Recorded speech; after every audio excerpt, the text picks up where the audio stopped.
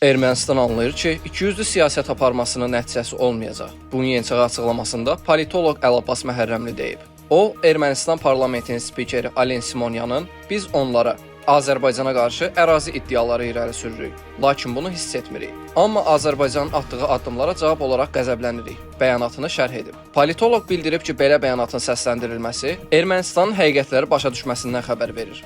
Simonyanın belə bir bəyanat verməsinə o qənaətə gəlmək olur ki, artıq Ermənistanda həqiqətləri başa düşməyə başlayıblar. İndi biz belə bəyanatları sözdə yox, əməllərdə görmək istəyirik. Çünki Ermənistan da uzun müddət apardığı, bu regionda apardığı siyasətin yanlış olduğunu artıq fərqindədir. Ona görə də bu tipli bəyanatları irəli sürürlər. Bu bəyanatlar da əməllərə keçməlidir. Çünki Ermənistan artıq başa düşür ki, ikili siyasət aparmasının bir nəticəsi olmayacaq.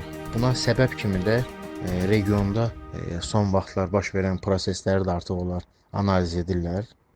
Görürlər ki, Azərbaycan regionda söz sahibinə çevrilir. Ermənistan həm də bu kimi etiraflara gəlməsinin səbəbi də məhz Azərbaycanın 2020-ci ildə Vətən müharibəsində əldə etdiyi hər bir siyasi uğurun nəticəsidir. Artıq bölgədə əvvəlki vəziyyət dəyişib, o status quo yoxdur. Qarşı tərəf də öz siyasətinə tezdən baxmağa məcburdur.